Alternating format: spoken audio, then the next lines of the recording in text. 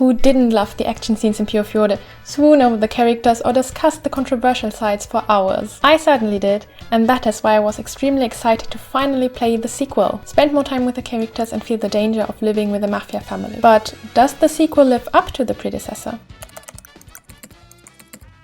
First, it's a sequel taking place after the events of the first game. Unlike a fan disc, a sequel not only focuses on romance but also tells a new story. And while I try to stay as spoiler-free as possible, I still recommend you to play the original game first and then come back afterwards. The game is divided into 3 sections. You can either play the after story of the characters, the story Alternativa that takes place after the finale route of the original game, or Henri's after story. The recommended route order is basically to play Dante last, but I played after preference from least to most favorite, so I played Dante first. Dante's route immediately starts off in the familiar Piofiore action fashion, with gunshots being fired as they are out for a romantic dinner. The conflict in his route centers around the fascist movement and multiple threats that weaken the status of the Mafia, so much that even Gil says the times of the Mafia are soon to be over. You see, his route tells a typical Mafia story, and feels like a true route revealing what actually causes the threat to the Mafia families. And I actually liked this plot a lot. It was interesting and tragic, just how I like my plot. The romance, on the other hand, was not very present. Of course, there are sweet romantic scenes and CGs, and even Dante gets to show his emotions, but overall the romance was very innocent and tame. Concerning the character development, I don't think there was much of it, honestly. While they grew closer, neither Dante nor Lily developed in a meaningful way. Though Lily decided to learn English to support the Mafia with her American deals, there's just so much she can do as a normal girl. Still, I think this route will be perfect for Dante lovers, as you have a lot of blushing scenes and a lot of heart-to-heart conversations. After Dante, I played Gil's route, and oh my god, he turned the charm on. Gil is extremely sweet, corny and horny in his route, and there are a bunch of romantic to very steamy scenes. And while Gilbert would actually prefer to stay in bed with Lily, his past haunts him in Burlone. Learning more about Gil's past and the necessity of him to confront his spirits of the past makes you feel closer to him and see him grow in another way than just as the Mafia boss. As hinted at in the first games, he has a hard time showing Lily his soft spots, but actually needs to rely on her when it comes to emotional support. And that is a development I really like to see, and that stayed immensely consistent with their characters and relationship dynamic in the first game. But though you see Gil develop and grow, Lily and her relationship with him pretty much stays the same. She supports him in every way she can, but still is too shy for me when it comes to his flirty side. Most of the romantic scenes feel a lot like the side story in the first game, with Gil being proactive and Lily too shy to just kiss him back. That being said, this does not change how sweet their scenes together are, minus Lily's reluctance, and Gil has still the most charming smile in the world you can never get angry at and just want him to smile forever. Then it was sweet Orlok time, and it really was the sweetest of times. Orlok also has a very personal conflict to overcome. Similar to Gil, he's haunted by his past, just that his past was accompanied by violence and cruelty. And after he changed his point of view in the first game, he still struggles to come to terms with his past deeds and how to execute his role as a disciple in the future. Spending time with Orlok again really made me realize what a fascinating character he is, starting with his immensely soft voice that almost sounds as if on the verge of crying, and that he's extremely strong physically, and yet extremely fragile emotionally. And you really feel in his every action how much he loves Lily and how broken he would be if they were to be separated. Next to his conflict about the past, there's also the conflict about their relationship development. Having barely kissed in the first game, Orlok is still insecure about how Lily sees him and wants to become manly and dependent for her. And also Lily realizes that Orlok is not a boy anymore.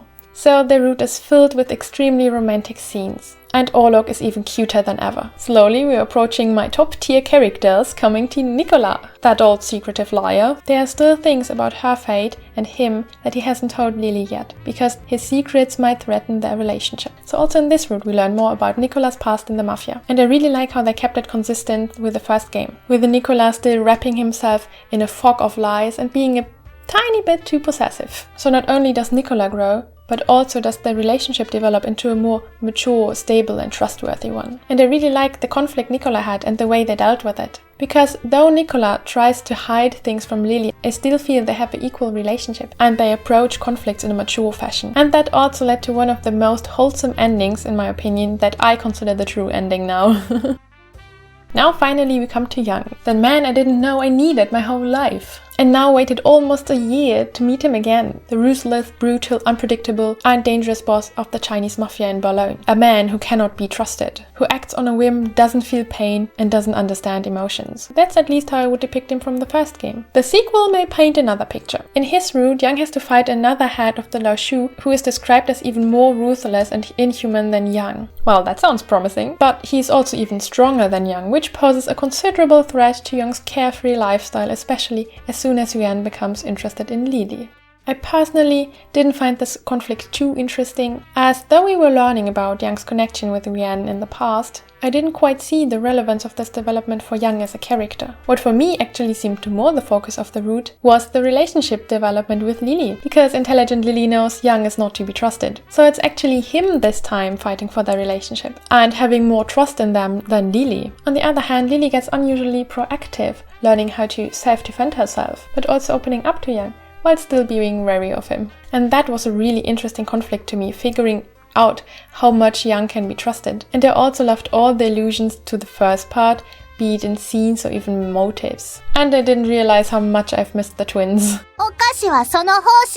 But yet, I think for crazy Yang fans like me, it might be a bit hard to stomach how almost tame Yang became. I personally would have him preferred staying more dangerous. And there's only one and he actually gives up on Lily. But still, this route might people make like Yang who didn't like him in the first game. After the character routes, I played the Story Alternativa, taking place after the final route of the main game. In this route, a new character who calls himself Phantom enters the scene, seemingly randomly killing people, threatening to destroy the Mafia, while he poses puzzle-like questions to Lily and the Mafia guys to give them hints on how to find him. The route takes place over the course of a year, and the first month, which can be played in an hour, contains short and sweet side stories in which every side character gets their well-earned CG. That's what I call good fan service. But after these initial stories, the story about the hunt after the Phantom begins. And I'm probably not the best person to evaluate this, as I'm in theory only here for the romance, but I thought that the Phantom story and how it was approached was a bit boring, with the lengthy discussions about the Phantom, what to do next, how to interpret the hint and all that stuff. I found it so boring that I actually put down the game and played some clap, because it features a lot of the same voice actors but in a more funny setting, to put it like that. The only interesting thing for me that happened in the Story Alternativa is that you can choose to stay with either guy and then get 2 CGs with them. The last one hinting at you possibly ending up together. But overall, the romance was way too scarce for me and almost non-existent. And that's what I find a bit disappointing, as I usually don't care much about the plot. But at least you get 2 more CGs with your favorite characters. After the Story Alternativa, Henry's story gets unlocked, as his events are connected to the events in the Story Alternativa. After some truly gruesome events that made me think I'm playing Shu in Novish, the 2 are forced to move back to Burlone and face the Phantom, who still seems to have unfinished business with Henry. At first I was surprised they weren't officially together. Am I the only naive person thinking eloping together means that you are together? Well, no, I'm not. After their return to Burlone, our beloved bunch of charming mafia criminals also is quite surprised they haven't even kissed yet. And that pretty much is the conflict of the route. On top of finding out what the Phantom wants and how to stop him, Henry has to overcome his insecurities and allow himself to be happy with Lily. Overall, I think the route has a very nice balance between plot and romance, though I'm personally not a fan of the "oh no, I'm not good enough for you" conflict. But that leads this time to Lily being the proactive and even assertive part of the relationship, which was quite nice to see as a change. And though I didn't like Henry in the first game, this sequel gives us a chance to get to know him better, and I ended up liking him quite a lot. The tone of the game is practically like the first game, a dark, violent mafia setting with sweet romance. But to me, the sequel seemed a lot more plot-driven than the original game, and I actually hoped for more romantic scenes. I think there are even fewer action scenes, as the plot mostly revolves around talking or isn't about fighting at all. The endings are as bad as usual, and they even came up with the Orlok 2.0 ending. Just this time it's not Orlok but another character who has the honor of experiencing the most sad, tragic and hopeless ending you have ever read. What also confused me a bit, that my memories of the first game weren't too clear anymore, so I wasn't always sure who lived, who died, what did we know, who did we know, which caused some confusion in my brain, and a lot of scenes where lore we already knew from the first game was repeated. What they did on the other hand to refresh the memories of the first game are the so-called Adia moments with the romantic moments from the first game, but this time with the LI's point of view, which is a really neat fanservice detail I appreciate. The other system specialty are the meanwhile stories we already know from the first game, but this time I felt they were even more, especially in Dante's and Gil's route a bit. And that annoying ringtone always occurred in the most inappropriate moments, like you're finally being pushed down on the bed by the LI and then... And in Dante's route I even felt like it ripped the story apart because it was not cohesively told by Lily's point of view, but built by these small sections of meanwhile stories. But that also demonstrates how plot-driven the game is. And it was much less of an issue in other routes, so probably more a true route curse. My favorite routes must have been Oleg's and Nicholas, as they focused on their personal development together with the relationship development. Oh yeah, and Henry's, because I played in within 2 days, because I was really glued to the screen. And it had a good mixture of romance and plot, and funny and earnest scenes. With Young, I'm still not so sure. Of course, he had his typical Young moments, but I think I still prefer him in the first game. The volume of the game is considerably big. Though natives are expected to be able to read a route within 5 to 6 hours, it took me around 10 hours to play each route, so the game gave me a whopping 70 hours of Piofiore action. The art is as pretty and stunning as in the first game. What can I say? And what I always appreciate are that a lot of CGs are romantic scenes, and also every character got a childhood CG, which is incredibly adorable. And I also learned to really appreciate the voice actors. There wasn't a single voiced line I felt the urge of skipping because of mediocre voice acting. All the voice actors are superb and a sheer pleasure to listen to. For learning Japanese, I also think the same applies as for the main game. I would say this game is about an upper intermediate level with some complicated mafia talk, but also some everyday talk. So, is the sequel as good as the original game? In my opinion, no. But Piofiore Fated Memories is my all-time favorite otome game, and I think it will stay like that for a while. I think the biggest difference, and also complaint I'd have, is that the story doesn't center so much around the MC anymore, but rather the LI, and therefore the plot doesn't directly impact their relationship. And what also is missing because of that is that impending sense of danger you were always surrounded by in the first game. Because now in the sequel you're obviously already the girl of a mafia boss, so there's not so much to fear in Burlone for you anymore. And you can feel relatively safe together with your mafia boyfriend.